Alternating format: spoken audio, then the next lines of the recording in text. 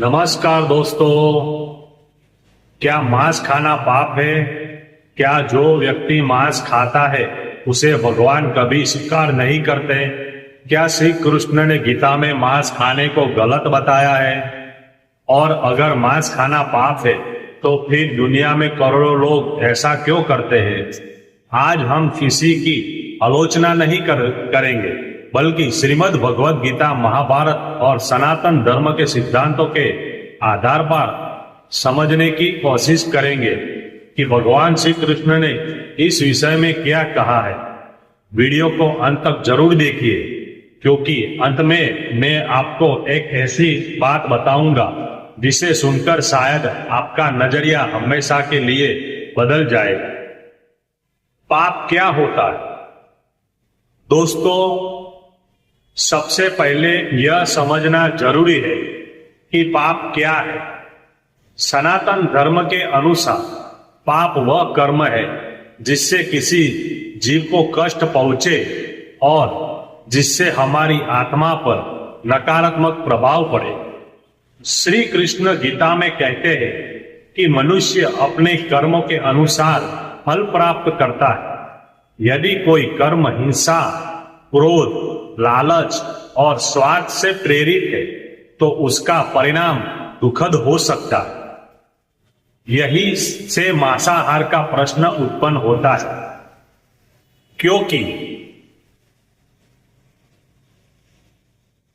क्योंकि मांस प्राप्त करने के लिए किसी न किसी जीव की हत्या करनी पड़ती है। गीता में श्री कृष्ण ने क्या कहा? भगवान श्री कृष्ण गीता अध्याय 9 श्लोक 26 में कहते हैं, पत्रम पुष्पम फलम तोयमे भक्त्या प्रयच्छति।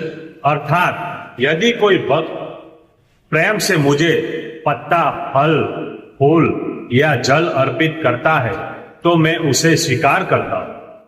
ध्यान दीजिए, यहां भगवान ने फल, फूल, पत्ते और जल का उल्लेख किया है। उन्होंने कहीं भी मांस का उल्लेख नहीं किया। इसी कारण वैष्णव परंपरा में शाकाहार को श्रेष्ठ माना गया है। अहिंसा का सिद्धांत सनातन धर्म का मूल सिद्धांत है। अहिंसा परमो धर्म, अर्थात अहिंसा सबसे बड़ा धर्म है। जब किसी जीव को केवल स्वाद के लिए मार दिया जाए तो यह अहिंसा के सिद्धांत के विरुद्ध माना जाता है। कई संतों और ऋषियों ने कहा है कि हर जीव में परमात्मा का अंश मौजूद है। जब हम किसी जीव को कष्ट देते हैं तो उसका प्रभाव हमारे कर्मों पर भी पड़ता है। क्या सभी मांस खाने वाले पापी हैं?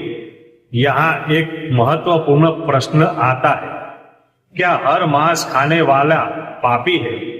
इसका उत्तर इतना सरल नहीं है। श्री कृष्ण ने कभी किसी व्यक्ति का मूल्यांकन केवल उसके भोजन से नहीं किया। उन्होंने व्यक्ति के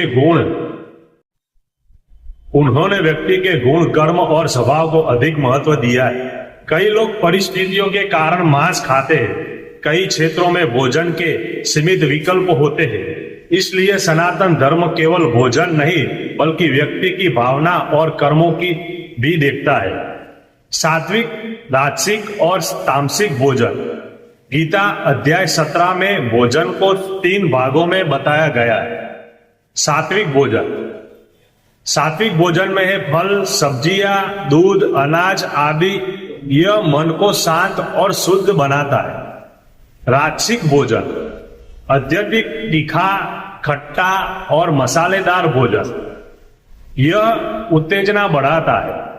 तामसिक भोजन, बासी, सड़ा गला और हिंसा से प्राप्त भोजन। इसे तामसिक माना गया है। कई आचार्यों ने मांसाहार को तामसिक श्रेणी में रखा है। कर्म और उसका फल।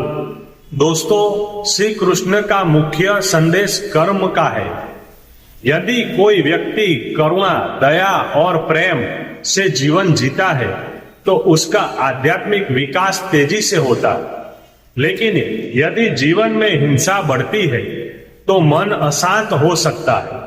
कर्म का नियम बहुत सूक्ष्म है। जो भी हम करते हैं उसका प्रभाव किसी न किसी रूप में वापस आता है।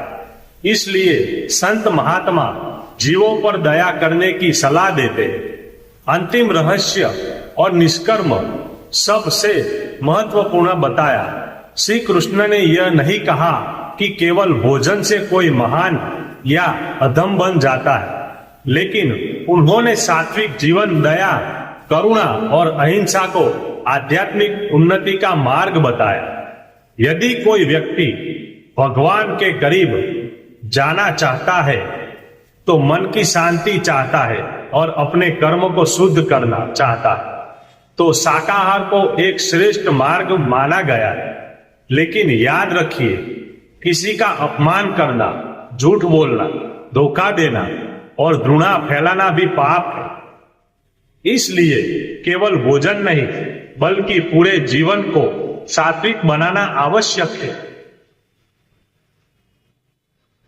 अगर आपको यह जानकारी उपयोगी लगी हो तो वीडियो को लाइक करें, चैनल को सब्सक्राइब करें और कमेंट में लिखें जय श्री कृष्ण।